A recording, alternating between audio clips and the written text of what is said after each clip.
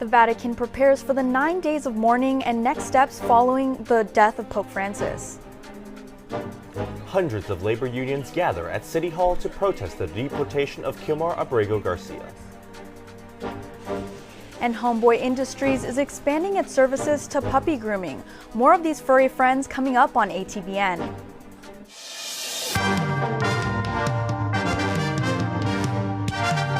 Annenberg TV News is next. The funeral of Pope Francis is now scheduled for Saturday. Hi, I'm Kayla Quintero. And I'm Lauren Sung. The 88-year-old pontiff was known for his humility, modest beliefs, and progressive views. Pope Francis was born Jorge Mario Bergoglio in Argentina. He was the son of Italian immigrants speaking both Italian and Spanish. Francis served in the Jesuit church and became a priest at 33 and was appointed pope in 2013. His views included blessing same-sex couples, forgiveness for abortion, and supporting a ceasefire in Gaza. The dean of USC Religious Life says the next few weeks will be historic. From the perspective of the scholar of Catholicism, this is a really interesting time when we go into the choosing of the next pope. And I know all the eyes of the world are on the Vatican right now as they go through that process. And this doesn't happen that often. And so I think for observers of the faith or people who study religion, it's going to be a really interesting week. Among those attending Saturday's funeral are President Trump, Prince William, and Ukrainian President Volodymyr Zelensky. Reporter Stephen Noble is in Rome and explains what is next for the Catholic Church. Today, all over the world, people grieve for Pope Francis. For the Vatican, his death yesterday morning triggers a millennium-old procedure, and it all culminates in the selection of a new pope. The first step in this process is a 9-day mourning period. To learn more about the purpose of these next 9 days, we spoke with Sean Patrick Lovett, who's the Holy See's former head of English communications. There really is an emptiness, there's a void, there's a great sense of silence. And I think that's what the 9 days of mourning are for. It's really a sense of quiet, just to think and reflect on what this man's legacy is. The Vatican increased its security as people from all over the world are coming to pay their respects to Pope Francis. The last time I was in Rome was 10 years ago, and there's just so many people around here. But in a way, it's also a shared feeling between all the people in the mourning together. It makes it special to be here with all those people. Lovett says this mourning period is just the beginning of a much longer pope selection process, which could take up to a month. Francis will not be buried in the Vatican. Per his wishes, on Saturday, the Pope will break away from tradition and be buried in Rome's St. Mary Major's Basilica. About a week after his funeral, cardinals from around the world will take an oath of secrecy and gather in the Sistine Chapel to select a new pontiff. This process is known as a conclave. Lovett believes the new pope will reflect the culture of our modern society. For most of the time, they've been able to read something we call the signs of the times, which means they've been able to look out and see where are we at this particular moment in history and who is the most authentic voice to speak on behalf of humanity right now. Aside from large crowds and a heavy police presence at the Vatican, daily life in Rome continues as normal, and St. Peter's Basilica remains open for those looking to mourn and reflect on the life of Pope Francis. Reporting from Vatican City for Annenberg Media, I'm Stephen Noble. The Department of Education announced that some 5 million Americans with defaulted student loans will be sent to collections on May 5th. Debt cannot be wiped away. It just ends up getting transferred to others. So why should Americans who didn't go to college or went to college and responsibly paid back their loans pay for the student loans of other Americans? Data from U.S. News shows the average debt of undergraduate student loan borrowers at USC was $18,000. The average debt for California and U.S. student loan borrowers was about $38,000. It's a little overwhelming. I think when you're currently in undergrad, you take out loans because it's something that doesn't seem real and it's a quick fix.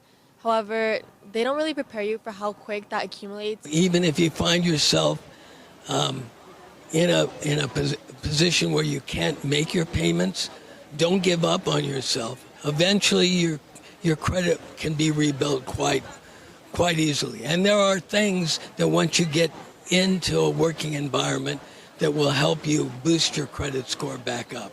Just don't let the situation overtake you. Students can visit the Financial Aid Office or the Department of Education Services website at cod.ed.gov for help regarding their loans. International students are reconsidering travel plans because of a warning from the university. The Office of International Services emailed all students on F1 and J1 visas, advising they may face extra scrutiny by immigration. Students should also expect their social media to be monitored by officials.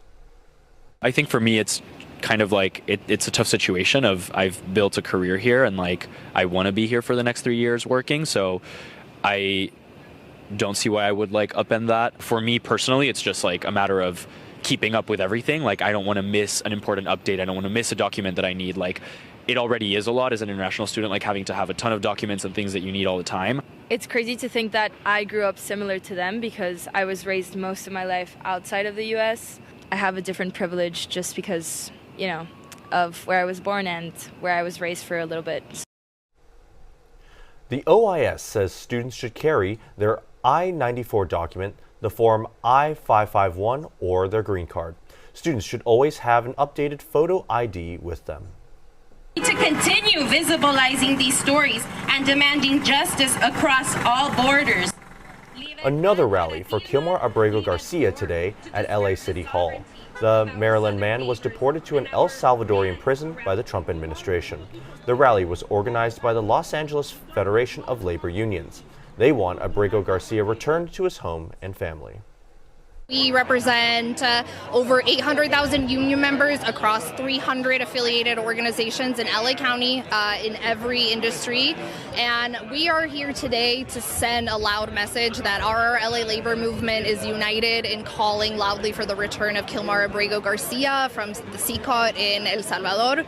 Well, when you hear someone say an injury to one is an injury to all, that rings true for us. That hits home because we are family. Our IBW family of electricians, we're brothers and sisters. A federal judge has ruled that Abrego Garcia be returned home. He was originally deported in March. The administration claims he is a member of the M13 gang. Abrego Garcia and his wife, who is a U.S. citizen, denied those allegations. I am a mother. The idea that Kilmar was detained from in front of his 5-year-old son is heartbreaking to me. The Supreme Court of the United States, the highest court in the land, has said his return home must be facilitated by the United States government. So we are here today to demand that he is returned as soon as possible. So far, the Trump administration refuses to bring Abrego Garcia back, and the president of El Salvador claims he can't do it either. More than 100 demonstrators surrounded LA City Hall with a long red ribbon today. They're protesting the lack of progress on permanent housing for the homeless community. This protest falls on the 1-year anniversary of a Supreme Court decision making it easier for cities to fine and arrest homeless people. Housing advocates used red ribbon to represent the red tape that slows down construction of low-income housing. Even with shelter, we have half the shelter space for the number of people who are homeless. So there literally is nowhere to go, right? Where are people supposed to live? And so if anything, it's just, call your city council members, call the mayor's office, and because what we need more than anything is a sense of urgency here. We ought to come together and protest and put our differences aside because it's a bigger picture. Money's just going somewhere else. And they're saying that it's broke when there's money here, you know what I mean? LA County estimates there are 75,000 homeless people within its borders. Every day, about 7 of them die on the streets. This is not just any other state. California means to America what America means to the world. Former Fox News host Steve Hilton is running for California governor as a Republican. He's the second Republican to enter the race. Hilton hosted The Next Revolution on Fox News Channel from 2017 to 2023. He was involved in British politics, working as an advisor to former Prime Minister David Cameron. Hilton was also a vocal supporter of Brexit, Great Britain's exit from the European Union. Hilton became a U.S. citizen in 2021. His platform centers on cutting taxes, reducing housing regulations, protecting parents' rights, and supporting law enforcement. California should be an amazing wonderland for everyone who lives here. We get that we will have to pay a premium to live in paradise, but when we're paying 5-star prices, we should get 5-star service. What we're getting is not even half-star service. And I think that's what Steve brings to the table, is a real wonky, thorough look at all the policies that are and have been disasters for all of us. We're going to learn more about who he is and what he's good at and what he's not good at over the coming weeks, and see if anyone will remember his name in a month from now, much less a year from now. Jury's out on Steve Hilton. He's now one of 10, 15 people in the race who think they have a chance, and they can't all be right. Several Democrats have launched campaigns including former LA Mayor Antonio Villaraigosa, former Congresswoman Katie Porter, and Lieutenant Governor Eleni Kounalakis. Riverside Sheriff Chad Bianco was the only other Republican in the race. The race could be upended depending on whether former Vice President Kamala Harris chooses to run. Her decision is expected by the end of the summer, and the primary is set for June of next year. Did you get your free ride today? Metro riders get a nice surprise for Earth Day. See how USC ROTC students are paying it forward on the track. Oh, and get ready for more sweater weather. Lorelei's 5-day forecast is up next. USC grad student is accused of drugging and raping women while enrolled as a doctoral student. Hi, I'm Mary Elizabeth. And I'm Kajal Reddy. LAPD believes there may be more victims and is asking them to come forward.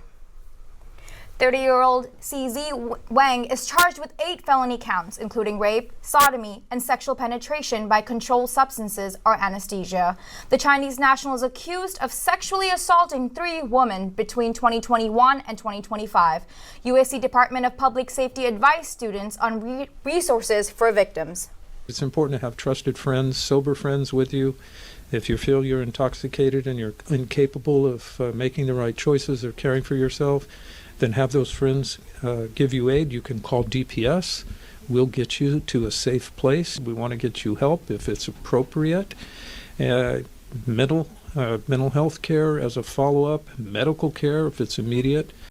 Pleaded not guilty and is due back in LA court in January. Police are looking for other possible victims. Anyone with information is urged to contact the LAPD at this anonymous tip line. The Student Union building was evacuated just a few hours ago because of a bomb threat. Hi, I'm Kajal Reddy. And I'm Mary Elizabeth. Around 50 people were evacuated with LAPD and DPS at the scene. Shortly before 2:30, people at the scene said officers came into the building and started telling people to get out. Witnesses said they were frustrated they weren't told why they needed to leave. But minutes later, they found out it was a bomb threat when the Trojan alert came out. All floors of the building were evacuated, and about 30 minutes later, LAPD determined the bomb threat was false and allowed everyone to return to the building. Now, if you see or hear anything suspicious, make sure to report it to the emergency DPS number. That's 213-740-4321. All right, everyone, thank you. I have a message to share on behalf of the Jane Goodall Institute. The Jane Goodall Institute has learned this morning, Wednesday, October 1st, 2025, that Dr. Jane Goodall, DBE, UN Messenger of Peace and the founder of the Jane Goodall Institute, has passed away due to natural causes. At 91, Goodall was a zoologist, primatologist, and award-winning wildlife activist. She redefined the relationship between animals and humans through her chimpanzee research. She changed how scientists define intelligence, culture, and emotions in animals. She made me feel that we were best friends, that we share all our ideas. I tell you, it teaches me that I will never stop working, because she died until the last minute with all the desire. She was so excited to be here. I think that the children that were here will never forget how she passed, loving nature and working like 30 years ago. And I believe that her legacy is so strong.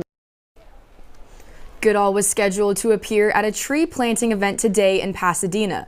The event was a part of an initiative to revitalize environments and elevate awareness, also known as Streams Project.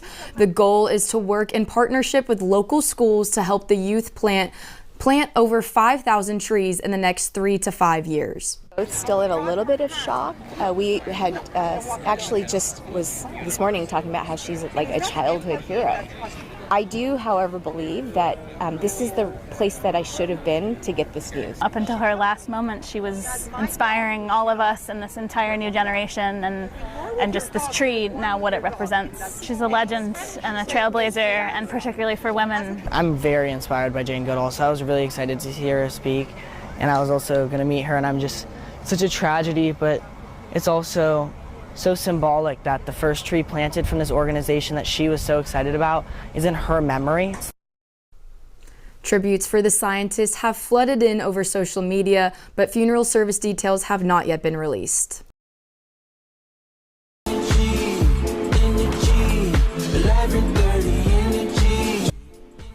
These are the sounds we'll miss at the annual USC versus UCLA football game. The concerts committee typically features student artists in the traditional Conquest concert, but this year things are different.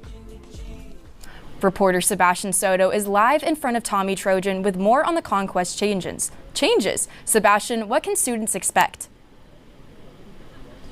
Mary, students can expect plenty of changes. We're just 10 days away from the annual Crosstown rivalry. You can see behind me, Tommy Trojan is already all wrapped up. But with the game being over Thanksgiving break, many of the Conquest Week traditions have been changed and some have even been canceled. The annual Conquest Performance Festival put on by the Concerts Committee has been canceled. This is what the setup looked like in previous years. Instead of the concert, the Trojan Pride Committee will be hosting a carnival event featuring games, freebies, and appearances from both the Trojan Marching Band and some USC athletes. Trojan Knights and Hellenes are usually responsible for protecting Tommy Trojan and Hecuba from the Bruins. Really important to keep the tradition alive of the week-long, Tommy watch that we do every year. We are no longer doing an overnight watch, so we are going to be staying within the hours of the village and just maintaining that 9 to around 9 p.m. schedule. The Trojans will take on the Bruins on Saturday, November 29th at the Coliseum. Now, while Conquest might be canceled, there's another event going on across campus. Later in the show, we'll take you to an art exhibit at the Roski School. For now, we'll send it back to you in the studio. For Annenberg Media, I'm Sebastian Soto.